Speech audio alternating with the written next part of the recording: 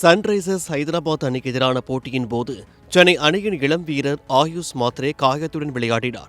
போட்டியின் போது அவர் நொண்டியடித்து ரன் எடுக்க ஓடிய புகைப்படங்கள் சமூக வலைதளங்களில் வெளியாகி ரசிகர்கள் மத்தியில் கடும் அதிருப்தியை ஏற்படுத்தியது. தற்போது காயம் காரணமாக நடப்பு ஐபிஎல் தொடரில் இருந்து ஆயுஷ் மாத்ரே முழுவதுமாக விலகியிருக்கிறார். ஏற்கனவே நாதன் எல்லிஸ், கலீல் அகமது ஆகியோர் காயம் காரணமாக தொடரில் இருந்து விலகியிருக்கும் நிலையில் மேலும் ஒரு பின்னடைவாக ஆயுஷ் மாத்ரே விலகல் அமைந்துள்ளது. இந்நிலையில் மாத்ரேவிற்கு பதிலாக தமிழக வீரர் விஜய் சங்கர் அல்லது தீபக் ஹூடா இருவரில் ஒருவரை சென்னை அணி எடுக்கவிருப்பதாக புதிய தகவல்கள் வெளியாகியிருக்கின்றன.